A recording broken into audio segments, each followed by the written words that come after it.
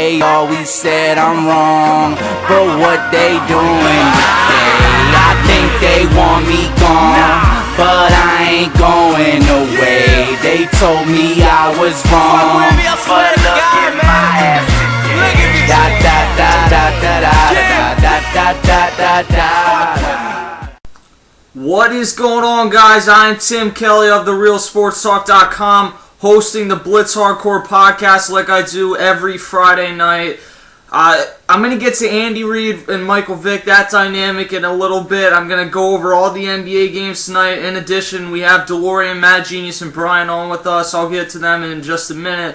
But we all know what the big story is and pretty much why you guys are tuning in tonight. Mike Brown, we heard rumors this morning that if they had a bad homestand, I saw this on my lunch today on SportsCenter, if they had a bad homestand, Mike Brown's job was in immediate jeopardy. And then I got out of school and Mike Brown didn't have a job anymore. And I really thought about this, and this is what I've narrowed down my thoughts to. I compared it a little bit to Phil Jackson. And this is really what I've got my thoughts to. Phil Jackson had the respect of the players and the media. Mike Brown really did not. People knew the triangle offense worked, and it did not take much to realize that Mike Brown / Eddie Jordan's Princeton offense was not, and probably will not work for this team. And I know I just made a huge grammar mistake. I don't know what I was just saying there.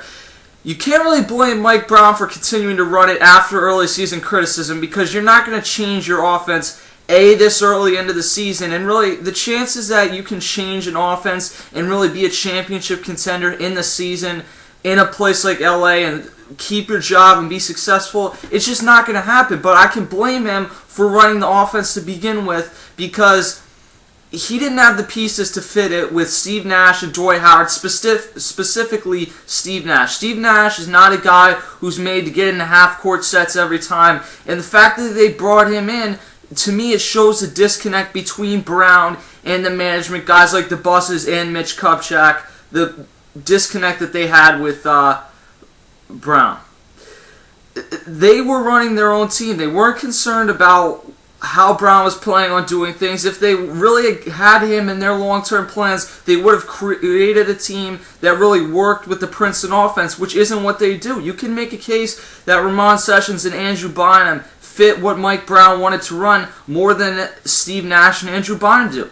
In the end, I can tell you that Mike Brown really was not the right guy for the Lakers job and that he's an average coach at best, but you guys already know that. The bottom line is that the Lakers should have given Brian Shaw that job from the get-go, and if they didn't do that, fine. But don't bring Brown back for a second year when the first one didn't go well, and it was obvious he didn't have what it took to be the coach that got this team a title. And if he's going to run an offense that you don't want to cater to, fine. Don't bring him back and find a guy that fits the type of offense and style that you want your team to be. But don't bring back something that's going to clash. I think the Lakers are most at fault here simply because they brought him back, and to me it makes no sense firing someone 6 games into the season. I don't know what you've seen so far that has made you think differently in the offseason. Now, I thought that they should have fired Mike Brown after last season, but they didn't do that. So if they're going to bring him back, then what exactly have they seen? They've seen Steve Nash miss pretty much the entire season so far. Dwight Howard has not looked healthy. And if they thought that this team was going to gel this quickly, they're kidding themselves. The same thing happened with the Miami Heat. Eric Spoelstra, his job, the media wanted him out, but Pat Riley backed him, and the Heat ended up doing nice things. I don't know if it's because of Eric Spoelstra or in spite of Eric Spoelstra or somewhere in between, but Pat Riley having Eric Spoelstra's back allowed him to just focus on doing his job. And the Busses did not have Mike Brown's back. That was obvious. And now the Lakers are going to head in a different direction. So, Madgenius, I'm going to start with you. I know you're a big Lakers guy. Madgenius, what'd you think about this? You know, I told everybody I was going on strike. I was going on a and until Mike Brown gets fired, and little behold, he gets fired before the next game. I'm taking credit for this one. But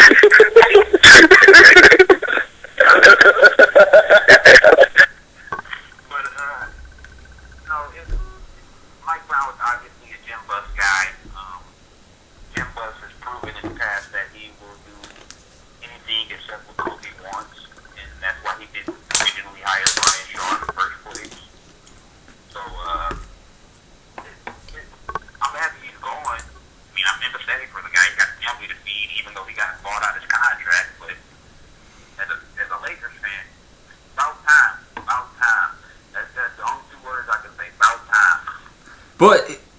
why 5 or 6 games into the season? That just doesn't make sense to me. At least give the guy 20 games into the season and see if things can turn around. I don't think he is good enough to lead them to a championship. But what has changed so far that it has allowed them to see something that they obviously didn't see in the offseason? I think let's not waste any more time on that scrub bum. Like I said, he was Mike Brown was a Jim Buss guy. He basically handpicked, basically went over cut Ted's head, Kobe's head, the rest of the team's head, and put Mike Brown in. Put Mike Brown in the position he was in. So I think that the internal frustration was just at a point of no return, really. I mean, as we go on 1-4, yeah, it's 1-4, it's not 20 games into the season, but you can just see it. I mean, you look at the game the other day where Kobe was literally giving Mike Brown the death eye. Everybody it was just time. I mean, you can just sense it. It's not necessarily about, how many games into the season you are. It's just a matter of, you got to have that feeling, that intuition of when it's time to let them go. And I think James let's not waste any more time on that scrub bum.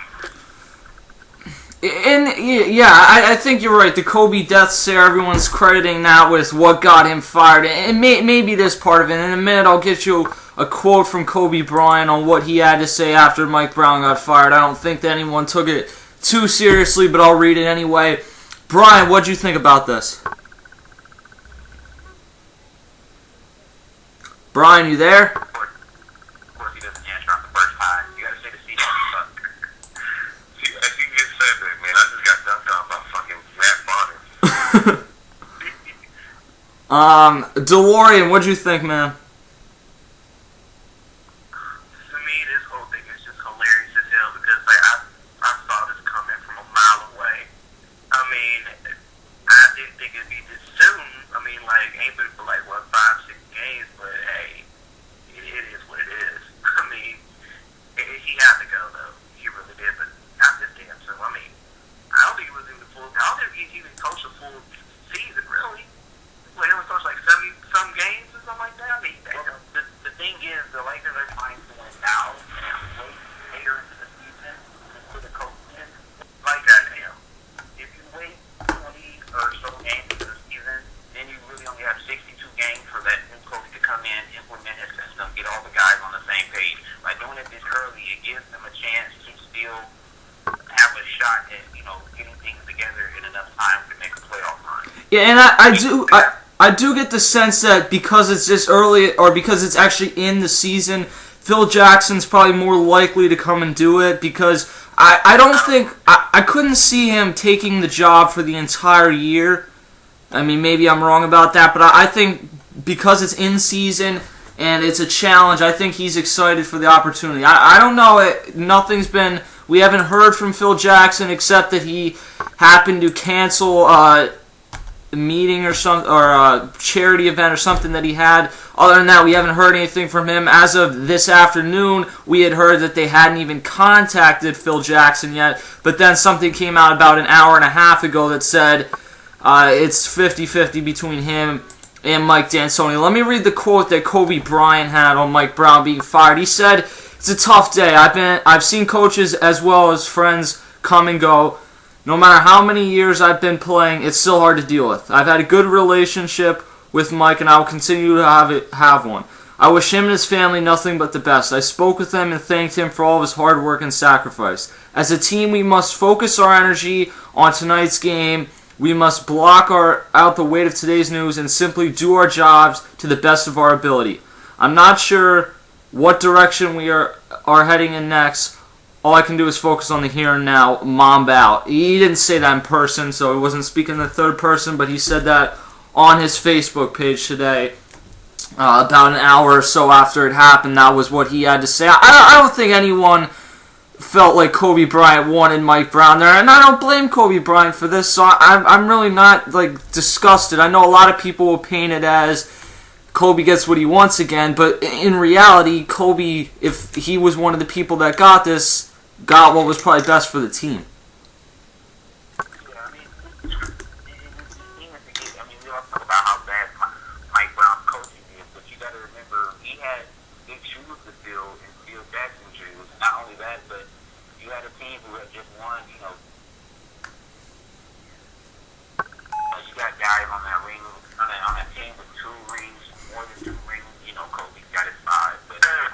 a little blaze around the corner from fear.